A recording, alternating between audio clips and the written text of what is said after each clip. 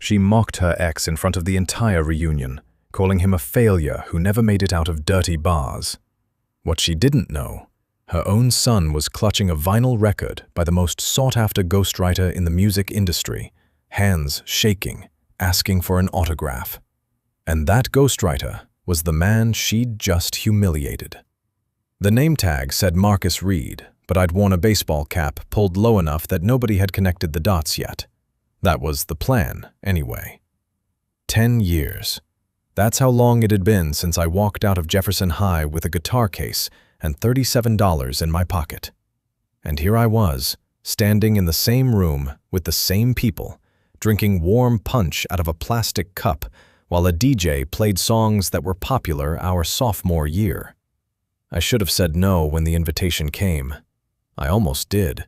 I typed the decline email twice and deleted it both times, because some stupid, sentimental part of me wanted to see what happened to everyone. Not to show off. Not to rub anything in. I genuinely just wanted to see if Danny Portman ever fixed his teeth and whether Coach Briggs was still coaching. That was my first mistake. My second mistake was standing near the buffet table where Claire Whitmore could find me. I heard her laugh before I saw her.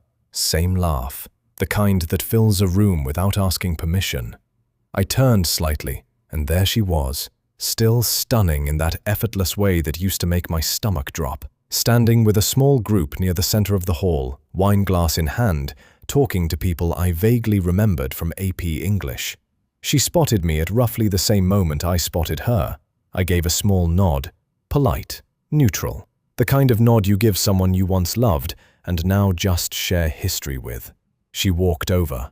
I braced myself without knowing why.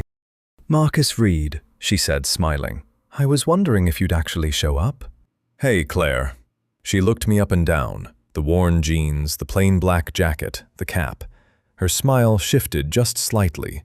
Not mean exactly, more like comfortable. Like she'd already placed me somewhere in her mind and the visual was confirming it. "You still playing guitar?" she asked. "Sometimes." "Still doing the bar thing?"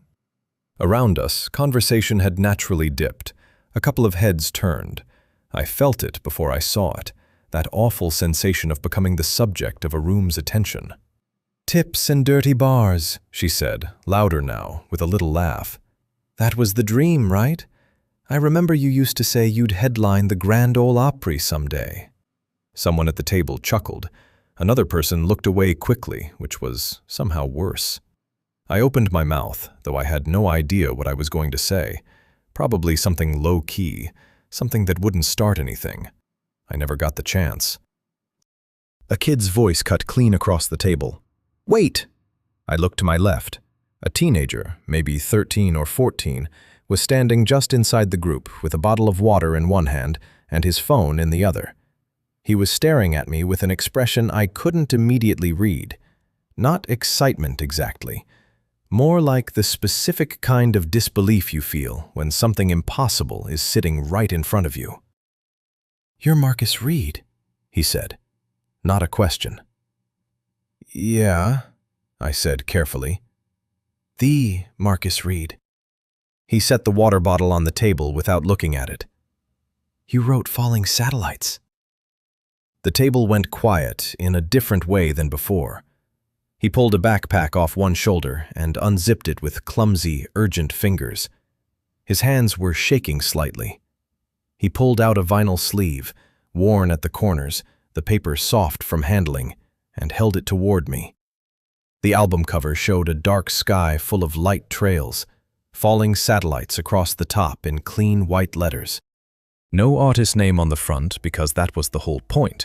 I'd insisted on it when I licensed the project. No name, just the music. But on the back sleeve, buried in the production credits in small print, was mine. This kid had found it. "Can you sign this?" he asked. His voice cracked slightly on the last word. "I've been listening to this record for 2 years. It's the reason I started writing my own songs." I took the sleeve from him. My chest did something complicated. "What's your name?" I asked. "Mason." I glanced up at Claire. Her face had changed completely. The comfortable confidence from 30 seconds ago was just gone.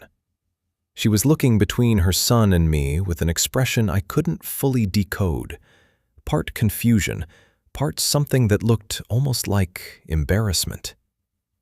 "Mason," I said again, pulling a pen from my jacket pocket. "How'd you find my name on this?"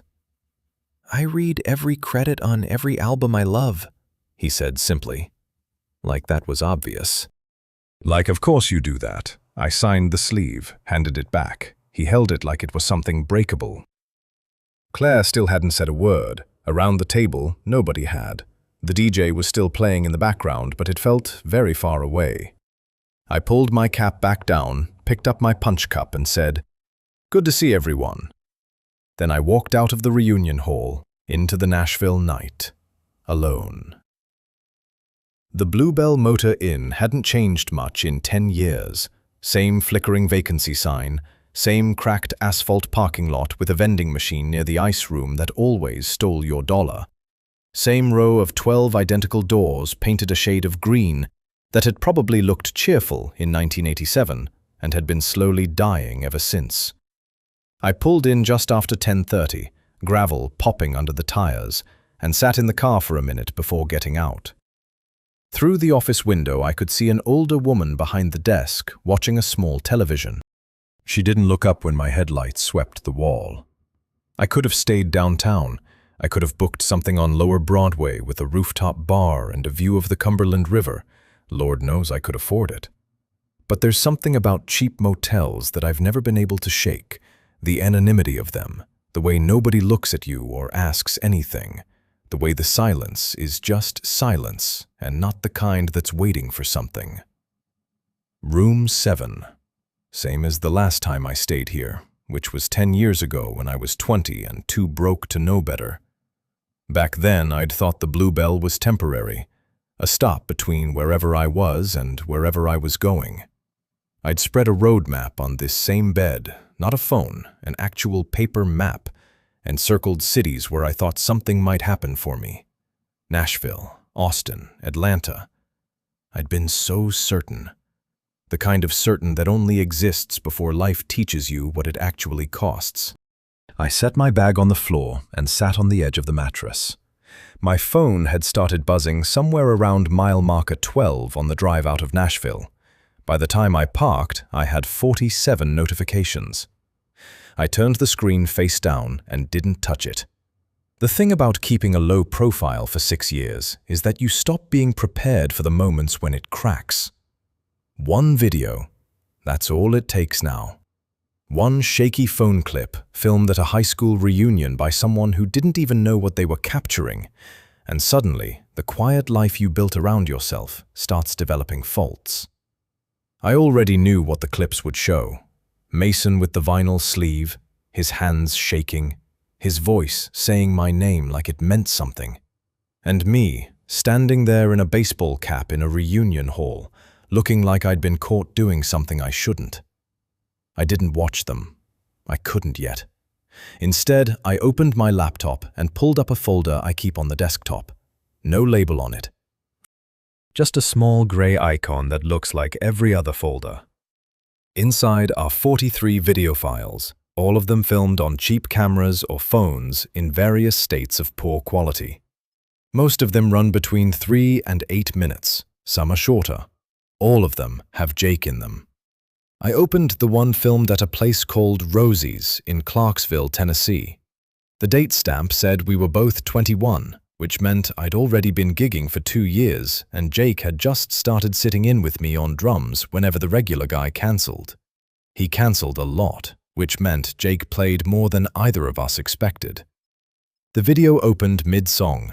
The camera was propped on the bar at a bad angle, slightly tilted, so the whole frame leaned left. The crowd was maybe 30 people. Half of them weren't watching. Someone near the camera was ordering a beer. But Jake was locked in. Head down, sticks moving in that loose, easy way that looked effortless until you tried to replicate it and realized how much control it actually required. He'd learned mostly by watching YouTube videos and playing along to records in his bedroom. never had a formal lesson in his life, didn't need one. At the 2-minute mark, he looked up from the kit and caught my eye from across the small stage and grinned. That specific grin, like he couldn't believe we were actually getting paid to do this, even if it was $60 split 2 ways. I closed the laptop. I sat there in the quiet of room 7, with the ceiling fan turning slow and the ice machine making its periodic grinding sound through the wall, and I let the feeling move through me the way I'd learned to let it move, without fighting it, without following it too far either. Jake died 6 years ago. He was 25. Fentanyl in something he thought was something else, which is how it usually happens now, and how it happened then too. The medical examiner used words like accidental and acute. I remember reading the report 3 times because there was some part of me that kept thinking if I read it again, the words would rearrange into something that made more sense. They never did. The months after that are something I don't describe in detail to people, because most people want grief to have a shape they recognize, a beginning and a middle and a recovery arc. Mine didn't have that. What it had was a long, ugly stretch where I kept writing songs because I didn't know how to stop and couldn't stand the silence. But the songs were going into a void now. No stage, no audience, no Jake on the kit beside me. Just the writing. Someone in the industry found one of my demos, then another. Then they started calling. It turned out I was good at writing songs for other people to sing. Better than I expected. And there was something almost painless about it at first. Handing the words to someone else meant I didn't have to stand behind them, didn't have to perform, didn't have to look at a crowd and register every single time that the person I most wanted to see in it wasn't there. That's how the ghostwriting started, and that's how it continued, quietly, for 6 years. Falling Satellites was the 4th project, the one that broke through. I wrote every song on that record in a 2-week stretch, sitting in a rental house in Burbank, living on black coffee and leftover takeout, writing things I felt and attaching them to someone else's name. It worked, spectacularly, by every measure, and I felt almost nothing when it did. I got up and looked out through the gap in the curtains of the parking lot. A truck had pulled in 2 spots down. The man who got out looked tired in the specific way that long drives produce. He pulled a bag from his cab, didn't look around, went straight to his room. I understood that. My phone lit up again on the bedside table. This time I flipped it over. A text from a number I didn't recognize, a 615 area code. Mr. Reed. My name is Ethan Cole. I believe we should talk. I think you already know why. I did know why. I set the phone back down, screen up this time, and watched the notification light blink in the dark room. Outside, the vacancy sign buzzed and flickered. I turned off the lamp and lay back on the bed without undressing, staring at the ceiling, listening to Nashville hum somewhere in the distance, behind 30 miles of Tennessee highway. Sleep didn't come for a long time. Franklin is the kind of town that feels like Nashville's quieter cousin, close enough to share the same sky, far enough that people mostly leave each other alone. That was the reason I'd driven out here last night instead of staying downtown, and it was the reason I walked into Pearl's Diner at 7:15 on a Saturday morning, expecting nothing more complicated than eggs and coffee. Pearl's had the kind of interior that hadn't been updated since the 90s and wore that fact proudly. Vinyl booths the color of old mustard, a counter with spinning stools, a pie display case with exactly 1 slice of coconut cream left sitting under the glass dome, a ceiling fan above the center of the room turning at a speed that suggested it was more decorative than functional. I took a corner booth, back to the wall, facing the door. Old habit. The waitress, a woman in her 50s with reading glasses pushed up into silver hair, brought coffee before I asked, and set a laminated menu on the table without making conversation. I liked her immediately. I ordered the eggs, Wheat toast, more coffee. Pulled out my phone for the first time since the night before and made myself look at it properly. 47 notifications had become 212 overnight. The clip had close to 1 million views. Someone had filmed the whole thing at the reunion. Mason pulling the vinyl from his bag, his voice cracking on my name, the way the room went silent. It was a good clip, in the way that certain moments film well without trying. The lighting was bad, and the audio was slightly muffled by background noise, but that almost made it better, made it feel real. The comments were the usual chaos, people who recognized my name mixed with people who had no idea who I was, but had opinions anyway. Music forums had picked it up. 2 entertainment blogs had run short pieces. One had a headline that said, "Reclusive songwriter Marcus Reed surfaces at high school reunion," in the kind of font designed to make you click. I put the phone face down again. The eggs came. I ate slowly and watched the street outside the window where Franklin was starting its Saturday in no particular hurry. A woman walked a golden retriever. A man in a reflective vest unlocked a hardware store. A teenager on a bike cut through the empty parking lot across the street without looking up from his phone. I was halfway through the toast when I felt it, that particular shift in the air when a room's attention moves toward you. A man 2 booths over was looking at me, mid-30s, collared shirt, the slightly over-groomed look of someone who spent time on camera. He caught my eye, held it a second too long, then slid out of his booth and came over with his coffee cup like we were old friends.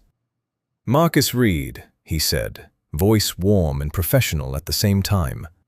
"Derek Hale, WKRN Morning Show." He extended a hand. I shook it because not shaking it would have made more of a scene. "Mind if I sit for just a second?" "I am eating breakfast," I said. I know. He sat down anyway, which told me everything about how the next few minutes were going to go. "I'm not trying to ambush you. That clip from last night, man. Half of Nashville is talking about it this morning. People didn't even know you lived here." "I don't live here." "Even better." He smiled. "Practiced." "A return. Look, I'm not asking for anything formal. Even 5 minutes on the show Monday morning. Your story, the ghostwriting, the comeback, all of it. It writes itself." "There's no comeback," I said. "I haven't gone anywhere." "You know what I mean." "I do," I said. "And the answer's no." He nodded slowly, like he'd expected that, and had a second move ready. "Think about it at least. Here." He put a business card on the table next to my plate. "No pressure." He went back to his booth. I turned the card over and looked at it, then set it down again. The bell above the diner door rang. I looked up out of reflex and felt my stomach drop in a very specific, very familiar way. Claire Whitmore stood just inside the entrance, scanning the room. She was in jeans and a grey sweatshirt, no makeup, hair pulled back. She looked like a completely different person from the woman at the reunion last night. She spotted me, and something moved across her face. Not surprise exactly, more like she'd hoped to find me here, and wasn't sure what to do now that she had. She walked over. "Can I sit?" she asked. A beat. "Sure," I said. She slid into the booth across from me and folded her hands on the table and looked at them for a moment. The waitress appeared, took her coffee order, disappeared again. The silence between us wasn't hostile. It was more like 2 people standing on opposite sides of a wide river, trying to figure out if either of them wants to cross. "I didn't know," she said finally. Not loud, not performative, just a straight, flat statement. "About the music? About any of it. I never heard your name anywhere. No interviews, no articles, nothing. I just assumed." She stopped, started again. "I assumed the music thing hadn't worked out. I know that's not an excuse for what I said last night." "No," I said. "It's not." She absorbed that without flinching. I gave her credit for that. "I Googled you this morning," she said. after the clip started going around, I saw the credits, the albums. She paused. I counted 6 Grammy nominations. 7. A short exhale, almost a laugh, but not quite. Right. I picked up my coffee cup and looked out the window. The hardware store across the street had a man now arranging something in the front display. Bags of soil, a stack of clay pots. "Why did you come here?" I asked. She was quiet for a moment. "Honestly, I don't fully know. I think I wanted to say something that wasn't in front of a room full of people." "You mean apologize?" "Yes." She met my eyes. "I mean apologize. Genuinely. What I said last night was cruel, and I knew it was cruel when I said it, and I said it anyway." I looked at her and thought about saying something that would let her off the hook. The easy thing, the polite Tennessee thing. I didn't say it. "I hear you," I said instead. It wasn't forgiveness. She understood that. I could tell by the way she nodded, slow, accepting, like she wasn't expecting more and wasn't going to push for it. She wrapped both hands around her coffee cup when it came, stared into it. "He hasn't stopped talking about you," she said quietly. "Since last night. He came home and played Falling Satellites from start to finish and then told me about every song, track order, key signatures, production choices." She shook her head. "I didn't even know he knew what a key signature was." I didn't respond right away. She looked up. "He's never had anyone to talk to about music. Not really. His father wasn't—" She chose her next words carefully. "His father wasn't interested in the things Mason cares about." The coconut cream pie sat alone in the glass case across the room. The ceiling fan turned. "He's a good kid," I said. "He really is," she said softly. And the way she said it, not proud, just plain and certain, was the most honest thing I'd heard from her in 10 years. She left before I finished my second coffee, paid for her cup on the way out. The business card from the radio host was still sitting next to my plate. I picked it up, turned it over once, and tucked it under the edge of the ketchup bottle. I wasn't ready for any of that. Not yet. But something had shifted, quietly, in the space of one diner booth and one cup of coffee. I wasn't sure what to do with it. I drove back into Nashville just after noon with no particular plan. That was unusual for me. I'm someone who books hotels 3 weeks out and knows the exits before he walks into a room. Spontaneity has never come naturally.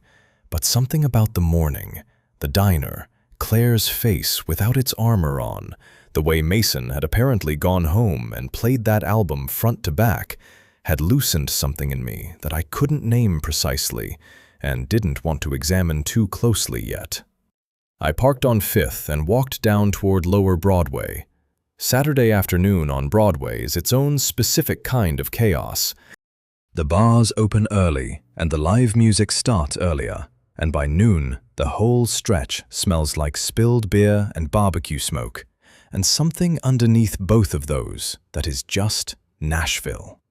Old wood and ambition and 1,000 songs that never got finished. Tourists moved in slow clusters, stopping to photograph everything. Bachelorette parties in matching sashes occupied entire sidewalk sections.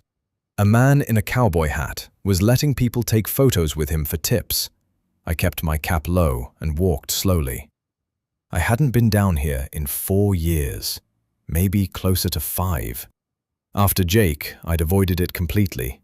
Too many corners with memory attached, too many bars with his name in the air somewhere. It was easier to stay in Los Angeles, where nothing reminded me of anything except traffic and meetings. But being back in Franklin last night, driving these roads, eating at a diner 15 minutes from where we used to load equipment into a second-hand van, something had already started cracking the shell I'd built around this place. I passed the spot where a bar called the Blue Room used to be, gone now, replaced by a tourist shop selling Tennessee whiskey and embroidered hats. I stood in front of it for a second. Jake and I played the Blue Room 3 times. The first time, we got booed off before the second song, because I'd tuned wrong and was too nervous to fix it mid-performance. The second time went better. The third time, a woman cried during a slow song we'd written in the van that morning, and I thought, for the first and most naive time, this might actually work. I kept walking. On the corner of Broadway and 2nd, a young guy was busking with an acoustic guitar, case open on the ground, playing to whoever would listen. He was good, genuinely good, but the tourists walked past without slowing. A few dropped coins without looking at him. He kept playing anyway, eyes closed, somewhere inside the song. I stopped and listened for a full chorus. He opened his eyes during the bridge and saw me standing there. He nodded without breaking the melody. I put a folded bill in his case and walked on before he could make anything of it. 2 blocks south, I stopped in front of a place called Ryman's Corner. It was smaller than I remembered. They always are. The sign above the door was new. The old wooden one with the painted letters had been replaced by something backlit and cleaner.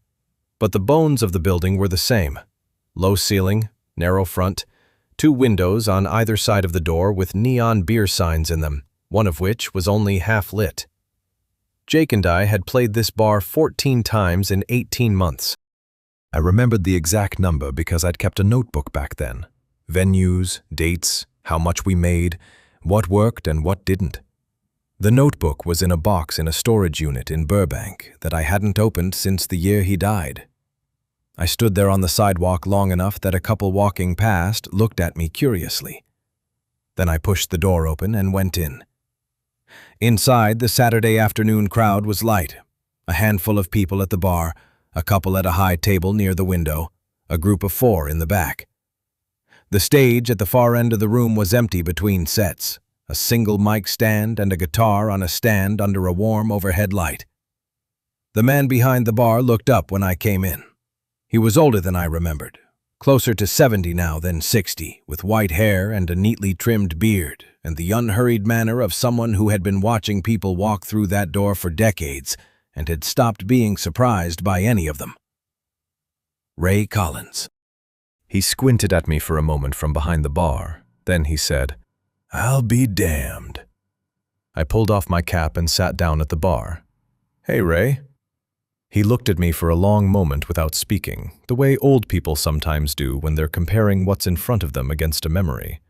Then he reached under the bar and set a glass down and poured something into it without asking what I wanted. "Saw that video this morning," he said. "Figured you might come by." "Didn't plan to," I said. "Nobody ever does." He leaned on the bar. "You look thin." "You look exactly the same." He smiled at that. "Liar." He poured his own glass and lifted it slightly. I lifted mine. We drank. For a while, neither of us said anything substantial. Ray talked about the bar.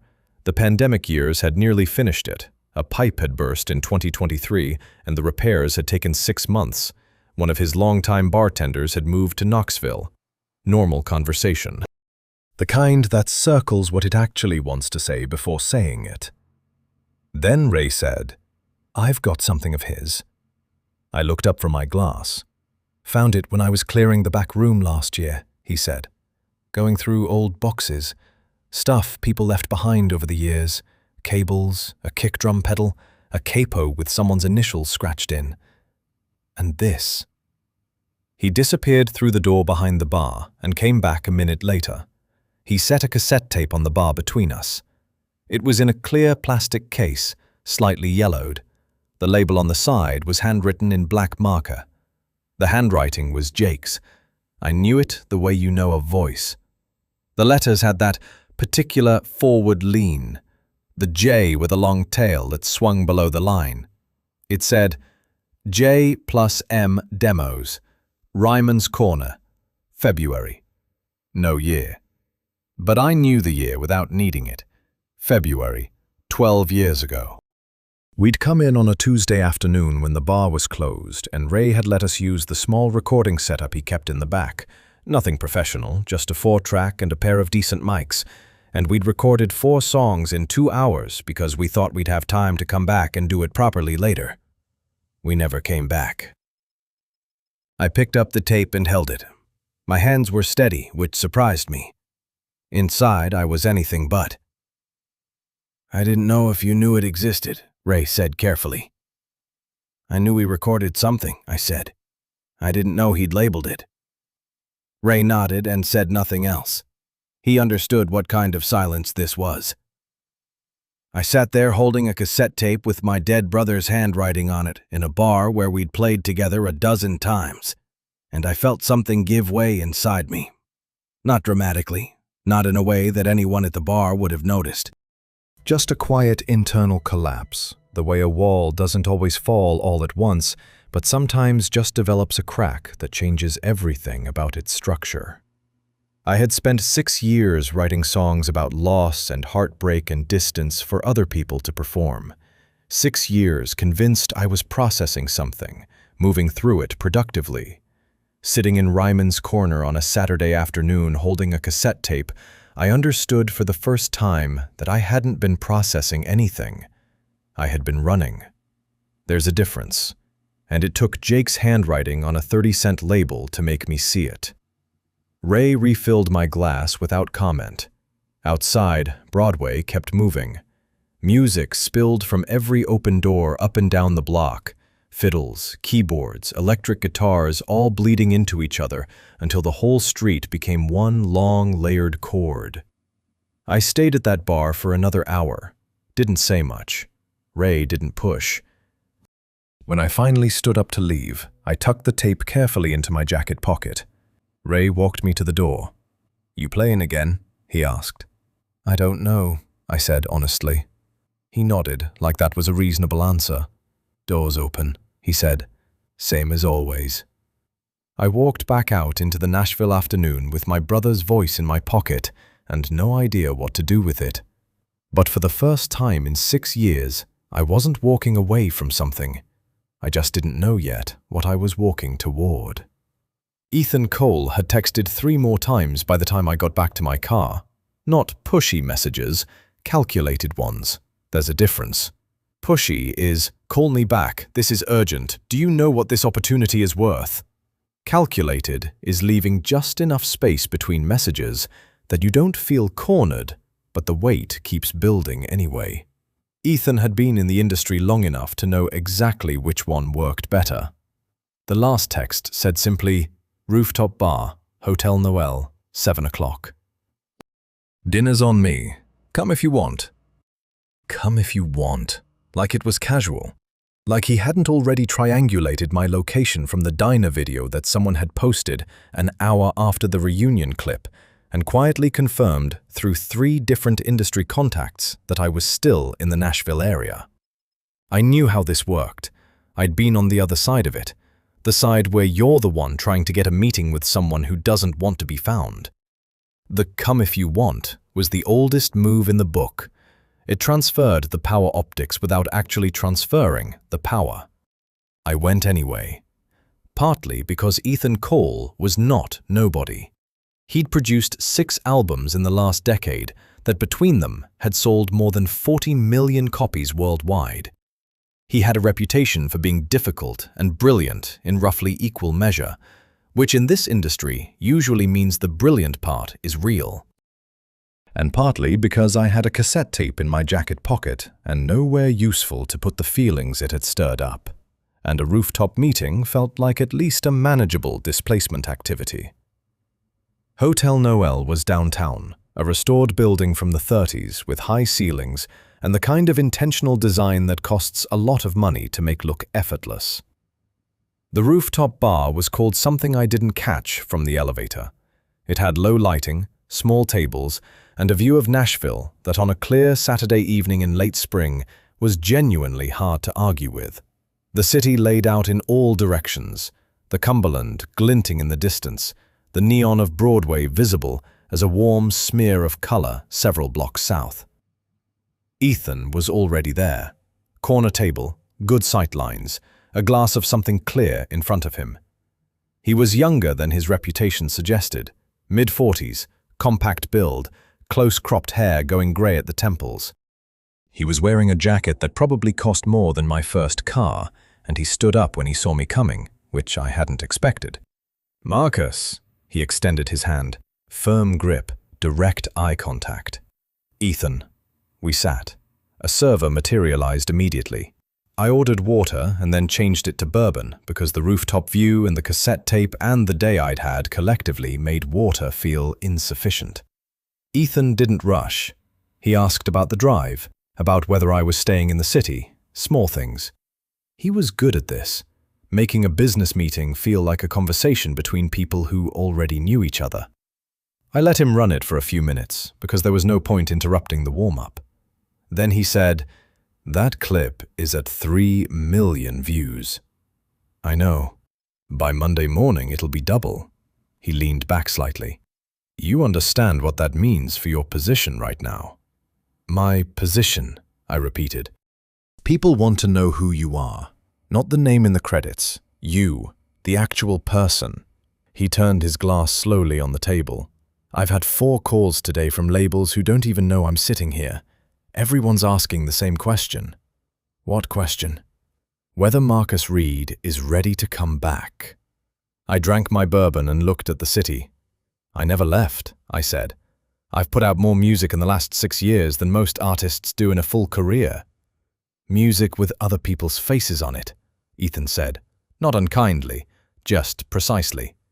"Which was your choice, and a smart one, and it worked. But that clip changes the equation.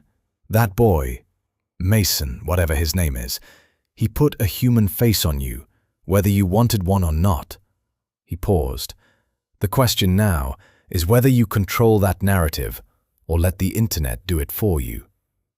"Narrative," I said flatly. "I know how that sounds. It sounds like you're packaging my brother's death as a selling point." That landed. He went quiet. He had the sense not to rush past it. "I'm not doing that," he said finally. "I wouldn't do that. I'm talking about your music, Marcus, just the music. You're one of the most gifted songwriters working in any genre right now, and nobody knows your face. I'm saying people are ready to know it." "The last time people knew my face," I said, "I was 23 years old, playing to rooms that were mostly empty, and I thought that was failure." I turned the bourbon glass in my hand. Turns out that was the best it ever felt. Because Jake was alive, and we were just 2 guys trying to figure it out. I set the glass down. After he died, I stood on a stage exactly once. A small benefit show. 6 months after the funeral. Someone booked me before I thought it through clearly. I stood behind that microphone and looked at 200 people, and all I could think was that he should be behind me on the drums, and he wasn't. I stopped. I walked off before the second song, told them I was sick. I wasn't sick. Ethan didn't fill the silence, another thing I gave him credit for. "Performing felt like I was continuing without permission," I said, "like I was taking something that was supposed to be both of ours and claiming it for myself." "I understand that," Ethan said. "Do you?" He considered it. "No," he admitted, "not fully. But I understand that you've been punishing yourself with your own talent for 6 years, and I'm not sure Jake would have wanted that." It was a reasonable thing to say, and it also made me want to leave the table immediately, which is usually the sign that something has landed somewhere true and uncomfortable. "The offer," I said. "What is it exactly?" He told me.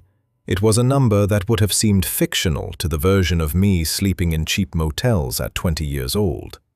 An album, full creative control, my name on the front, my face on nothing if I didn't want it. A tour structure designed around what I was comfortable with rather than what sold the most tickets. He'd clearly thought about it carefully, which meant he'd been thinking about it before today, which meant this wasn't as spontaneous as the "come if you want" text had implied. "Full creative control," I said, in writing. "And if I decide after 1 album that I'm done, then you're done."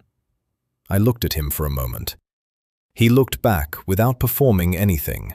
No reassuring smile, no pressure, just a straight offer on the table between us.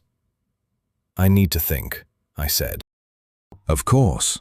He reached into his jacket pocket and produced a card, which he slid across the table without ceremony. "One thing I'll say, and then I'll drop it." He waited until I was looking at him.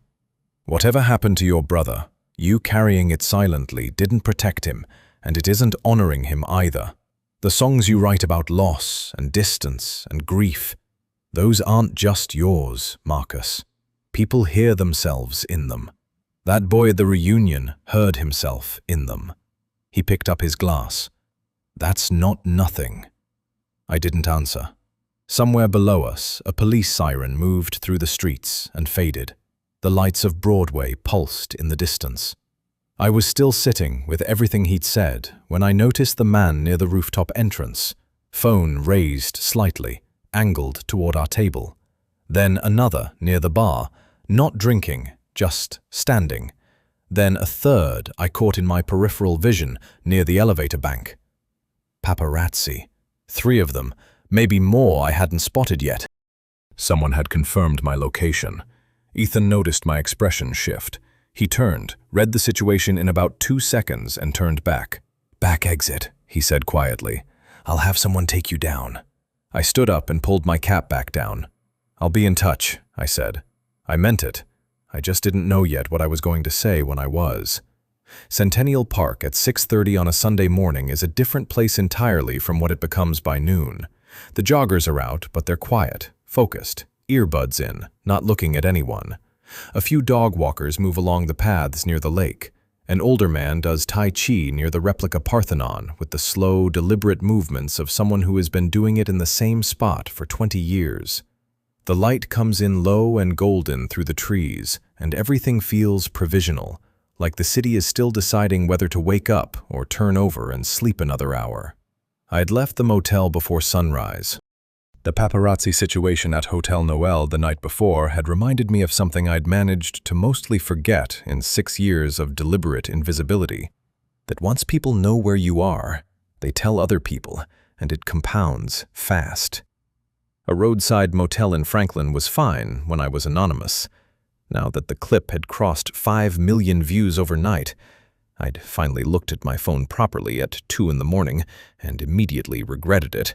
Nowhere in a 30-mile radius of Nashville was going to stay quiet for long. So I'd driven to Centennial Park and walked. The path around the lake is just under a mile. I'd done 2 laps without thinking about it. Hands in my jacket pockets, the cassette tape still there from yesterday, and I was halfway through a 3rd when I heard it. Guitar, acoustic, somewhere behind me and to the left, near one of the wooden benches that faced the water. I slowed. The playing was hesitant.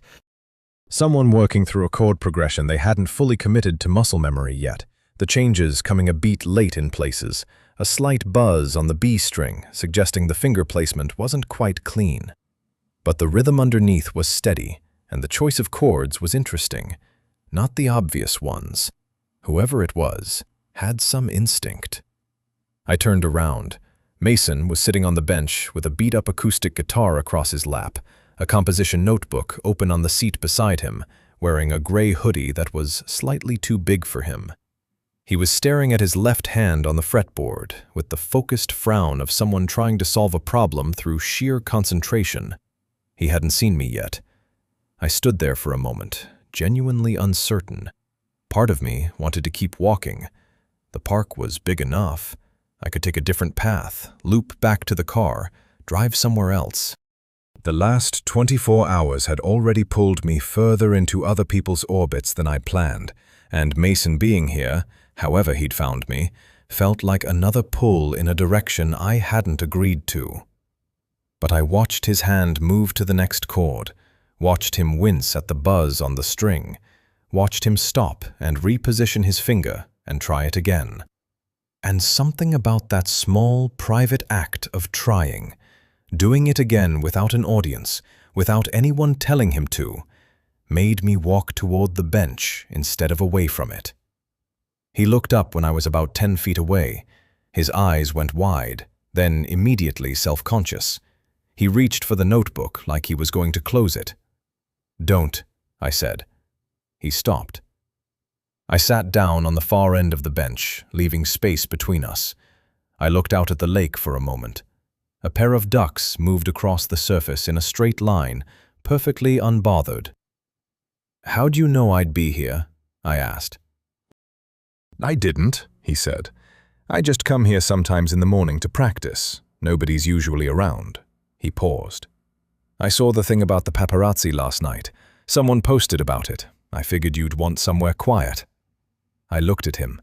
"And you just happened to pick this park?" He looked down at the guitar. "There's also a video from like 3 years ago where you're in an interview and someone asks you where your favorite place in Nashville is. You said Centennial Park." He glanced up. "I watched a lot of interviews." I almost smiled. "How many is a lot?" "All of them," he said, with the complete lack of embarrassment that only teenagers can pull off. I nodded slowly, looked at the notebook. The page was covered in half-finished lines, words crossed out and rewritten, chord notations in the margin. "What are you working on?" I asked. He hesitated. "Just a song. It's not finished." "Songs never are," I said. "What's it about?" He was quiet for a moment. Then, "My dad left last year. He just left. No big fight or anything. He just said he wasn't happy and moved to Colorado." He picked at the edge of a guitar tuning peg. "I've been trying to write about it for 6 months, and I can't get past the second verse." I looked at the lake. "The second verse is where most songs fall apart," I said. "You know why?" He shook his head. "Because by the time you get to the second verse, the easy emotion is already spent. You said the obvious thing in the first verse. Now you have to go somewhere harder, somewhere true, and most people flinch." I paused. "What did you write for the first verse?" He turned the notebook toward me, self-consciously, like he was handing over something he might want back in a hurry if I looked at it wrong. I read it. It was rough. The meter was uneven, and one of the rhymes was forced in a way that a first draft always is. But underneath the technical awkwardness was something real, an observation about his father's coffee cup still being in the cabinet, the specific small cruelty of objects that stay when people don't. That detail, the coffee cup, that was real writing. "This line," I said, pointing. "The coffee cup in the cabinet. That's the song. Everything else is scaffolding." He looked at where I was pointing. "Really? The best songs are always built around one image that's so specific it shouldn't work for anyone except you, but somehow it works for everyone." I handed the notebook back. "Your second verse needs to be as specific as that line, not how it felt in general.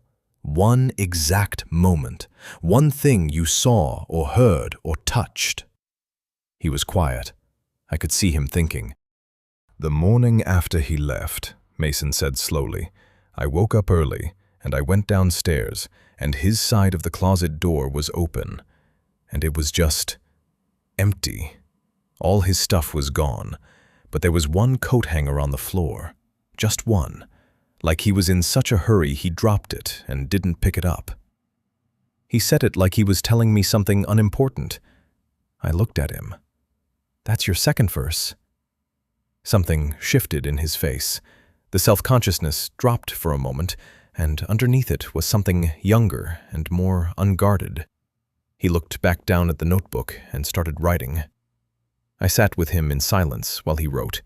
The sun was properly up now, clearing the tree line, laying long, bright strips across the lake. The Tai Chi man near the Parthenon had finished his routine and was sitting on the steps drinking from a thermos. 2 women jogged past on the path, talking to each other in low voices. I don't know exactly how long we sat there. Long enough that Mason filled half a page and crossed out a third of it and filled it again. Long enough that I found myself thinking about a song I'd abandoned 4 years ago, a bridge I could never get right, and in the silence, it occurred to me what the bridge needed. Not more words. Less. Sometimes a song needed you to stop explaining and just let the silence sit in the space where the thing you couldn't say should have been. Jake used to tell me I over-explained, in songs and in life. He wasn't wrong. "Can I ask you something?"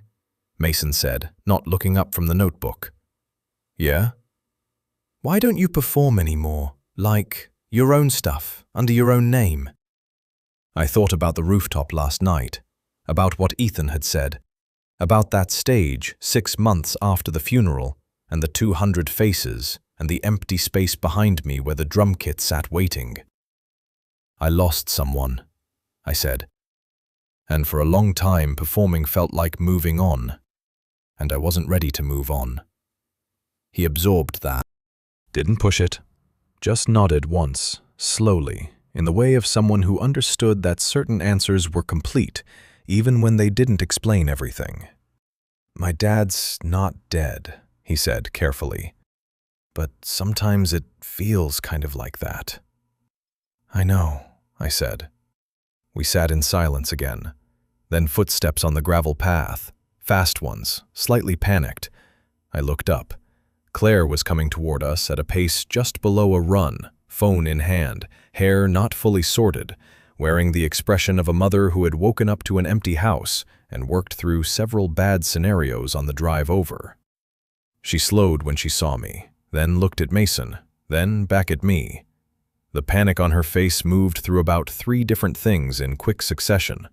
Relief that he was safe, embarrassment that I was there to witness this, and something else, quieter, when she registered the open notebook and the guitar, and the way her son was sitting. Relaxed. More relaxed than she'd probably seen him in a while.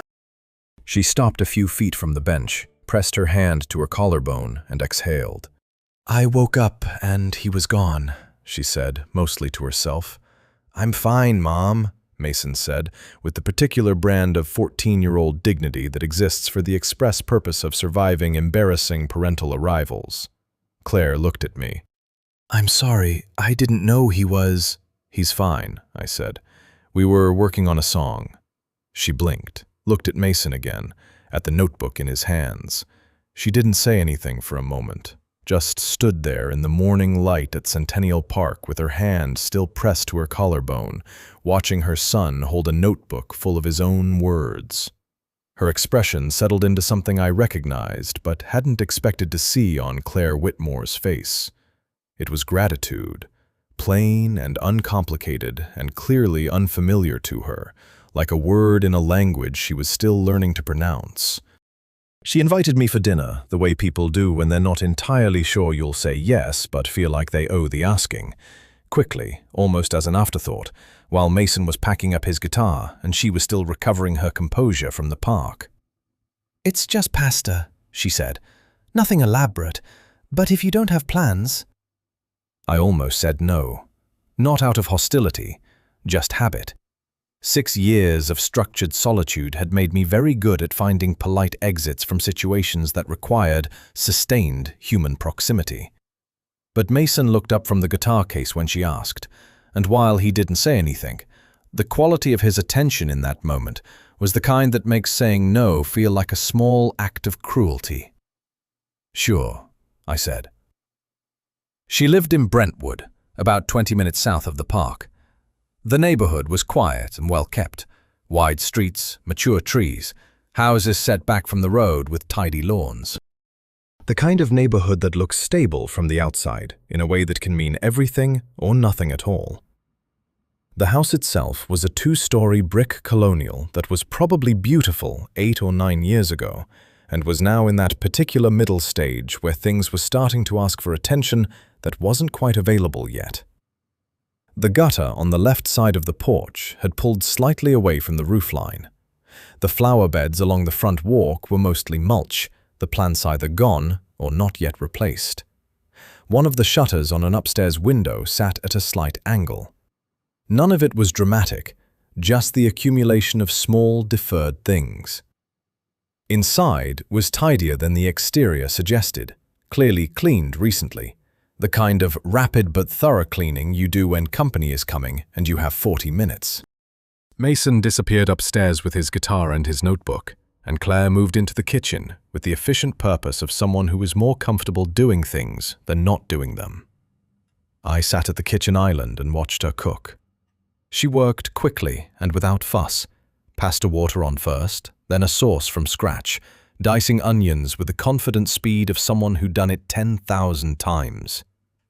She changed out of the park clothes into jeans and a simple blouse, and she'd put her hair down, and she looked— I searched for the right word and landed on tired. Not in a defeated way, in the way of someone who was running a very long race and was somewhere in the middle of it and had stopped thinking about the finish line because the middle required everything she had.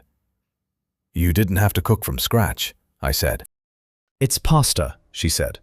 "It's not from scratch, it's just sauce." "Still." She glanced over. "I wanted to. Is that allowed?" "Yeah," I said. "That's allowed." We were quiet for a moment. The sauce started to smell good.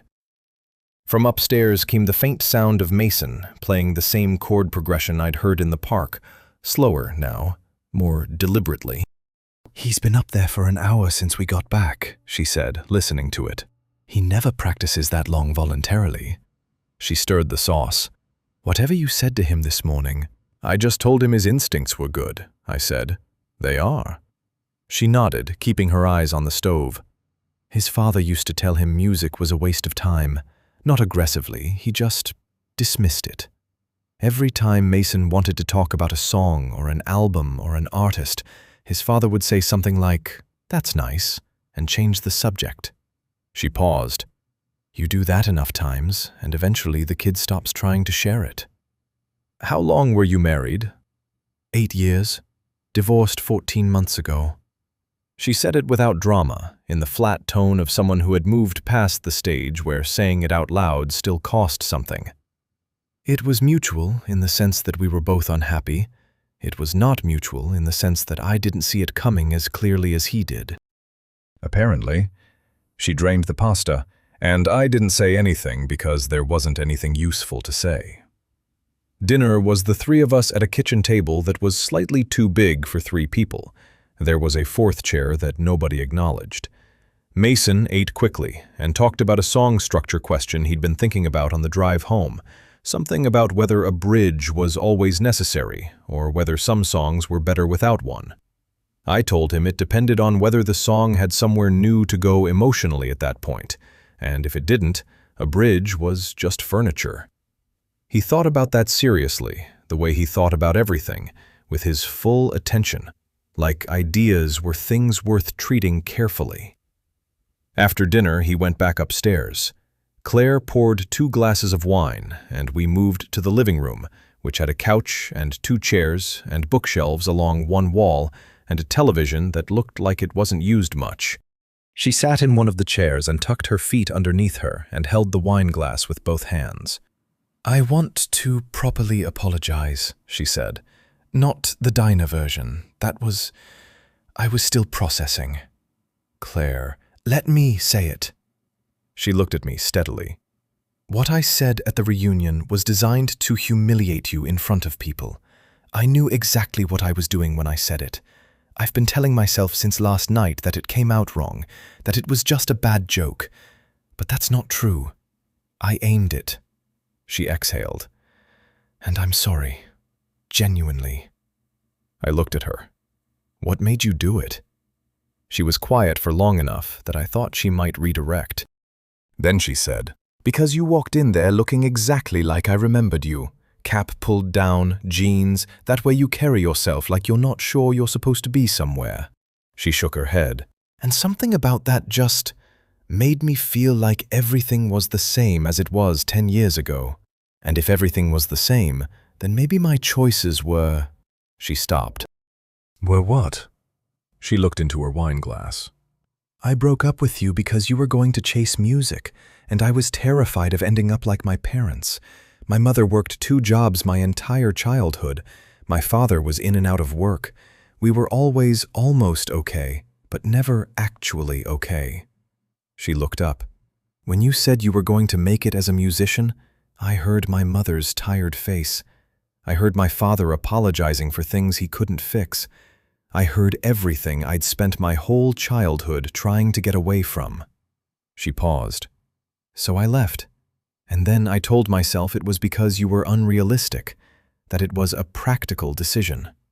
It probably was practical, I said. It was fear, she said. Practical is just what fear calls itself when it wants to sound reasonable. I sat with that for a moment. The house settled around us, the quiet creak of old wood, the distant sound of Mason's guitar from upstairs. I ended up exactly where I was trying not to go, she said. Not bitter, just factual. Single, double shifts at Vanderbilt 3 nights a week.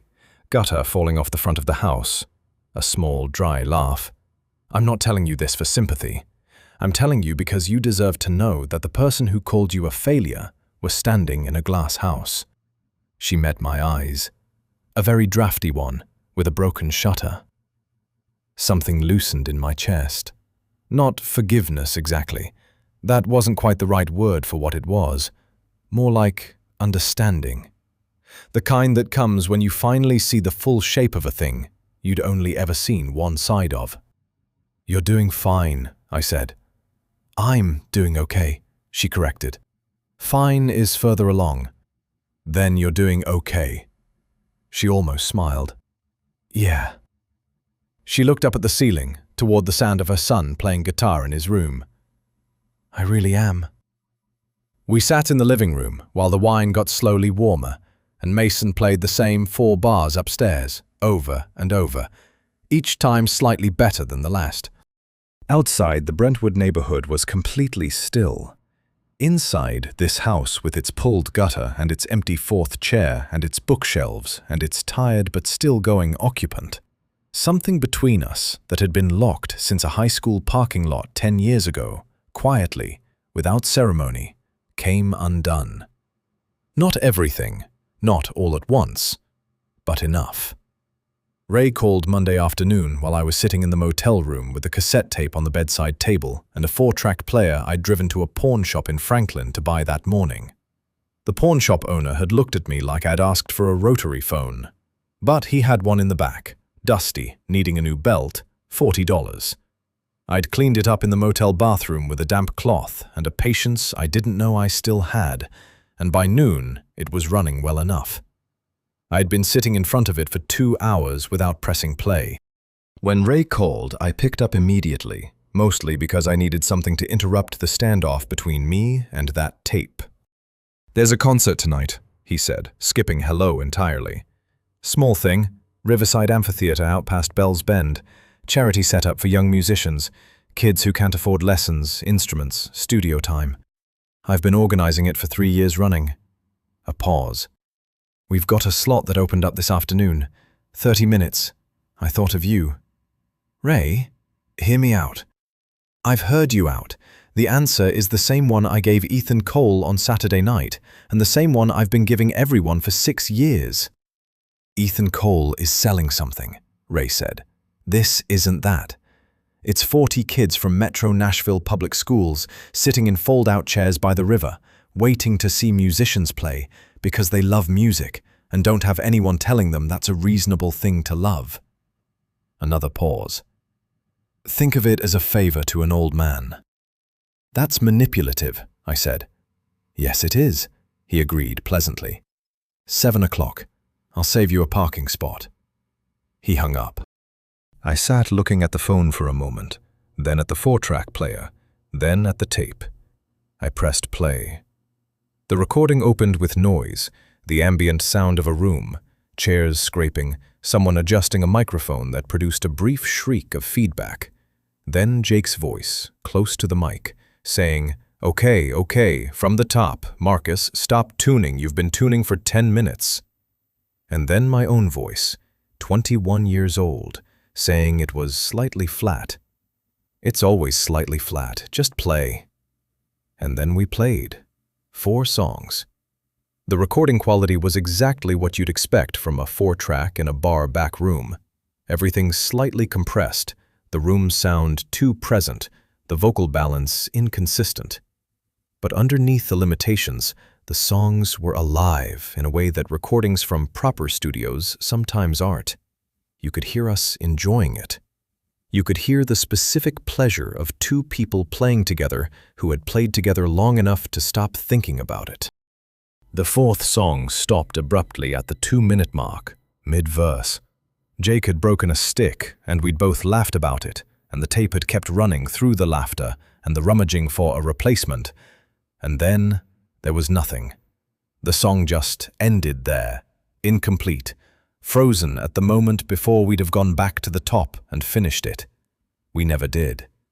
I sat in room 7 of the Bluebell Motor Inn and listened to my brother laugh on a 12-year-old cassette tape, and understood something about grief that 6 years of quiet living had never quite taught me. That you don't finish grieving when the loss gets smaller.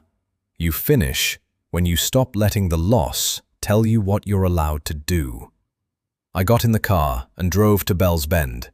The amphitheater was smaller than the word suggested, a concrete performance platform set into a gentle slope above the Cumberland River, with a scattering of fold-out chairs arranged in rough rows on the grass. String lights had been run between poles along the perimeter. The river moved dark and quiet behind the stage, reflecting the lights in long, wavering lines. There were maybe 80 people there. Not 40. Ray had undersold it, deliberately, I suspected. Half of them looked like the kids he'd described, teenagers and young adults in the particular clothing of people who spent their money on instruments rather than fashion. The other half were parents, local musicians, a handful of older people who'd probably been coming to Ray's events for years. I stood at the back, near the tree line, and watched 2 acts before mine. A 16-year-old girl who played fingerstyle guitar with a composure that belonged on much larger stages, and a trio of brothers who played bluegrass with the loose, delighted energy of people doing exactly what they were built for. Ray found me at the tree line between sets. "You came," he said. "I'm not performing," I said. "I just wanted to see it." He nodded. "Sure." He handed me a cup of coffee from a thermos and said nothing else, and stood beside me, watching the brothers finish their last song to genuine, warm applause from the folding chairs. Then someone appeared at my elbow.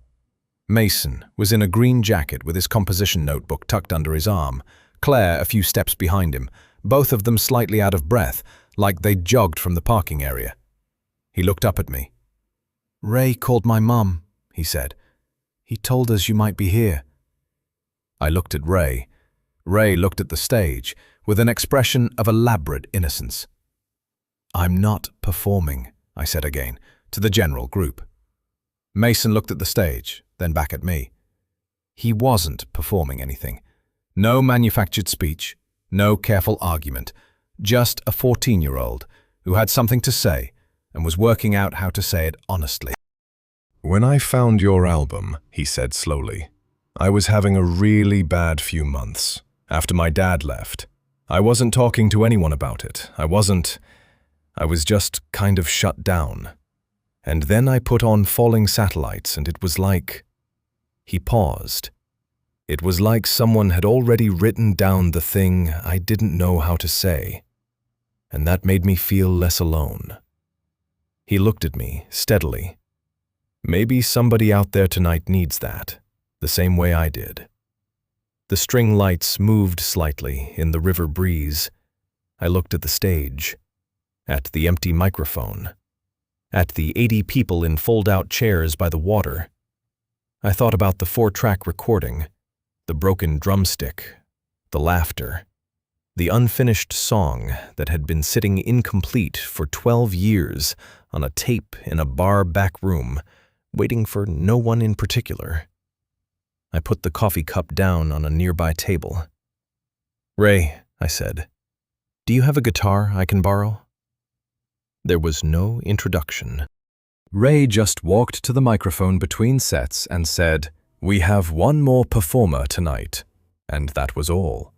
I walked out onto the concrete platform with a borrowed acoustic guitar, a Martin with a small crack in the binding that had been properly repaired and played beautifully, and I sat down on the stool someone had left from the previous set, and I adjusted the microphone, and I looked out at 80 people in fold-out chairs by the Cumberland River. The last time I'd done this, I'd walked off before the second song. I didn't look for the empty space this time. I looked at what was there. The girl who'd played fingerstyle guitar sitting in the front row with her instrument across her lap. The three brothers leaning against each other on a shared bench. A kid in the back, who couldn't have been older than 12, with a notebook open on his knees. I said, "I'm going to play you a song that isn't finished." A few people shifted. Someone near the back stopped talking. I started writing it 12 years ago with my younger brother, Jake. We never got to the ending. He died 6 years ago, and I've been letting it stay unfinished, because finishing it felt like closing a door I wasn't ready to close. I looked at the strings. I think I've been wrong about that. I started playing. The first verse was the one we'd written together in a van outside Clarksville, arguing about whether the second line scanned correctly. It did. Jake had been right, and I'd eventually admitted it. The chorus was built from something he'd hummed in the back room of Ryman's Corner one afternoon. Not even a real melody yet, just an idea of one. But the right idea. The second verse I finished now, live, making it up in the space between the notes, the way you sometimes have to when the song is finished before you know it. The words came from the cassette tape and the motel room and the park bench and the kitchen table, and everything the last 4 days had quietly returned to me that I hadn't known I'd lost. I played the song to the end. There was a moment of complete silence when I finished. Not the silence of a crowd that doesn't know what to do, but the silence of people who are staying inside something for one extra moment before it ends. Then the applause came. Not thunderous, just warm and real. The way applause sounds when it isn't performance, but response. I sat on the stool for a moment after it faded. The river moved behind me. The string lights shifted in the breeze. The kid in the back row with the notebook was writing something with the urgent hand of someone trying to catch a thought before it goes. I recognized that. I'd been that kid. I set the guitar down carefully and walked off the stage. Ray was waiting at the side with a look on his face I didn't have words for. I didn't try. Mason was standing just behind Ray. He wasn't saying anything. He was just looking at me with an expression that was complicated and clear at the same time. The expression of someone who understood, at 14, more about what they'd just witnessed than most adults would have. Claire stood a few feet further back with her arms crossed loosely over her chest, not out of defensiveness, but the way people stand when something has moved them, and they're not quite ready to let their hands hang free. I already knew about the phones that had been recording throughout. I'd seen them in my peripheral vision from the stage, and made the decision not to care. Whatever went online would go online. I couldn't control that. I'd spent 6 years trying to, and all it had cost me was 6 years. Tonight, I hadn't performed for a camera or a contract or a comeback narrative. I'd performed because a song needed finishing, and because somewhere in the fold-out chairs a kid with a notebook had needed to hear it. The building had been a hardware store before that, and a textile warehouse before that, and you could still see evidence of both if you knew where to look. The ghost of painted lettering on the brick exterior, where someone had advertised nails and lumber. The wide plank floors, scarred with the particular pattern of heavy equipment that had been dragged across them for decades. Ray had found it 3 years ago, sitting empty on a side street in East Nashville, owned by a property group that hadn't decided what to do with it yet. He'd been negotiating a lease for 18 months, mostly losing, occasionally gaining, never quite getting there. The property group wanted retail. Ray wanted a music center for kids who couldn't afford instruments or lessons or studio time. These were not compatible ambitions. I made one phone call. The lease was signed inside a week. I'm not telling that part to make myself sound significant. I'm telling it because it's what money is actually for, and it took me an embarrassingly long time to understand that. For 6 years, I'd watched royalty payments accumulate in an account I barely looked at, as though the money was evidence of something I didn't deserve to spend. A kind of self-imposed penance. 6 years of comfortable guilt dressed up as modesty. Turns out you can do a lot with guilt when you finally redirect it somewhere useful. The renovation took 4 weeks. Ray oversaw most of it with the focused energy of a man who'd been waiting a long time to build something that mattered and wasn't going to waste a minute now that the materials were in front of him. He had opinions about acoustics and the placement of practice rooms and the load-bearing requirements of a small performance stage, and he expressed all of them at length to contractors who quickly learned that Ray Collins was not the kind of older gentleman who could be managed into accepting a cheaper option. I showed up most mornings with coffee and generally stayed out of the way. The morning they installed the stage, I stood in the empty building and watched 2 men bolt the platform sections together and felt something that wasn't quite pride and wasn't quite peace, but lived somewhere in the neighborhood of both. Mason was there that morning too. He'd started showing up on weekends, ostensibly to help, but mostly to sit on various surfaces and ask questions while other people worked. He had strong opinions about everything: the color of the walls, the height of the music stands, whether the main practice room should have a window, or whether natural light would create glare on music sheets. The contractors found him mildly irritating. Ray thought he was hilarious. I thought he was exactly like someone I used to know. We opened on a Tuesday, which was Ray's idea because he said Tuesdays were underestimated. There was no press event, no ribbon cutting, no social media announcement beyond a simple post on a community board and a flyer that Mason designed at his kitchen table and that his mother helped distribute around 3 local high schools.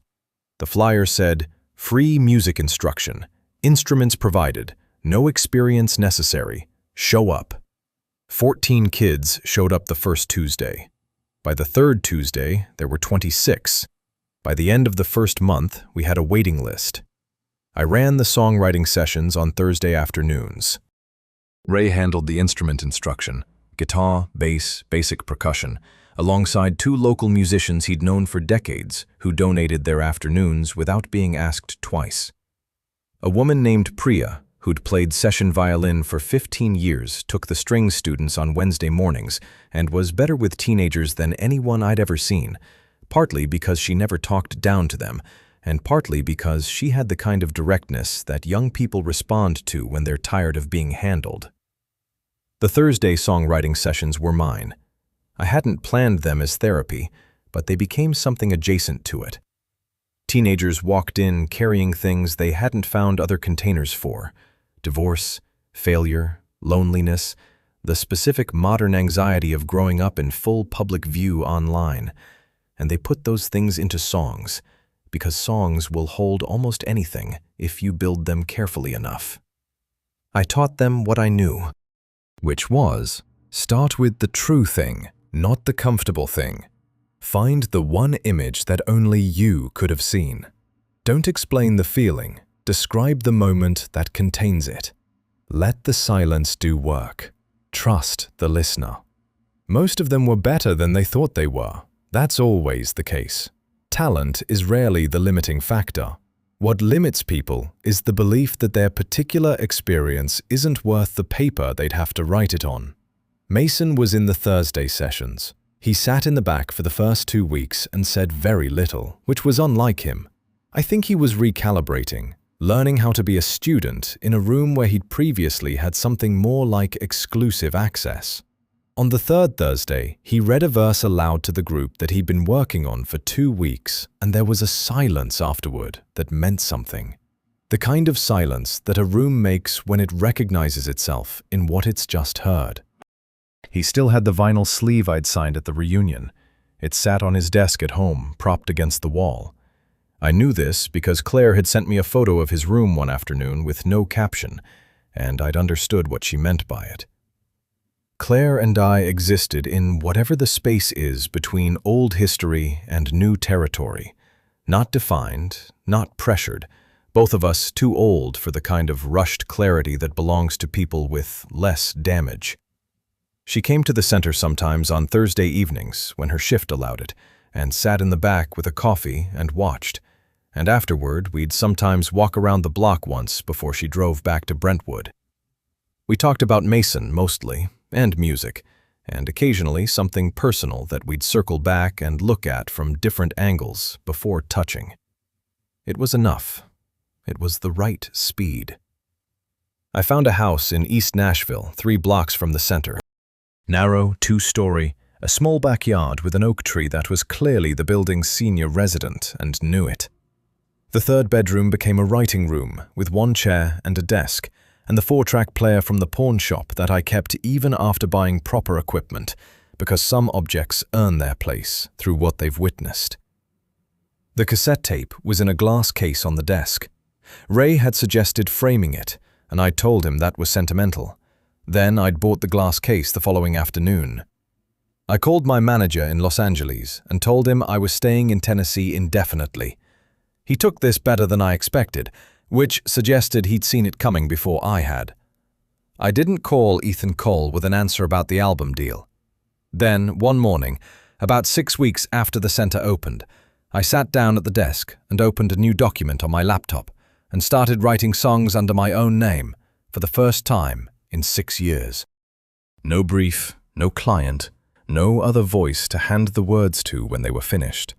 Just the songs, and my name attached to them, and whatever happened after that. It was a Thursday afternoon in late October when it happened. The session had just ended. Most of the kids had filed out into the hallway, some of them still arguing about a chord progression we'd debated for 40 minutes. I was stacking chairs near the back wall when I heard someone behind me. I turned around. A girl, maybe 12, 13 at most, was standing just inside the doorway in a school uniform, backpack on both shoulders, holding something against her chest. She had the look of someone who had stood outside a door for a while before walking through it. She held out a piece of paper, a printed lyric sheet, one of mine, from the Falling Satellites album, the one that had apparently been reproduced on a fan site after the reunion clip went viral. She'd folded and unfolded it enough times that the creases were soft. "I'm sorry," she said quickly. "I know you're probably busy. My older sister brought me today, and I didn't want to bother you, but she said you wouldn't mind."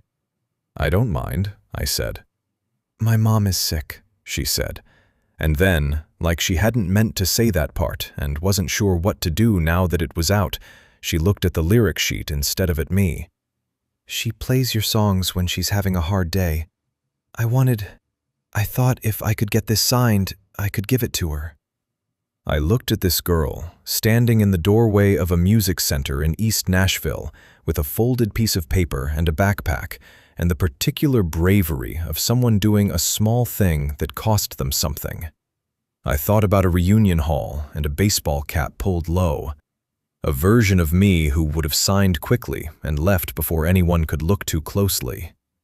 I pulled a chair off the stack and set it down in front of me. "Sit down," I said. "Tell me her favorite song on the album. I want to write her something that's actually for her." The girl looked at me for a moment, then she sat. I pulled a pen from my jacket pocket. Same jacket, same pocket, same pen, because some things you hold on to. And I waited. And when she told me, I wrote slowly and clearly, the way you write something that's supposed to last. I signed it the way I sign everything now. Marcus Reed. No cap pulled low, no apology in the signature, no distance between the name and the person it belongs to. Just the name. Plain and steady and entirely mine. For years, I thought success meant selling millions of records. Turns out it looked like this. A folding chair, and a Thursday afternoon, and a 12-year-old girl who loved her mother. It looked like 40 kids in a building that used to sell nails, learning to say the true thing instead of the comfortable one. It looked like a cassette tape in a glass case, and a song that finally had an ending. It looked like Jake, the the way he always looked in that tilted video from Clarksville, head down, locked in, grinning at something only he could see. It looked, most mornings, like enough.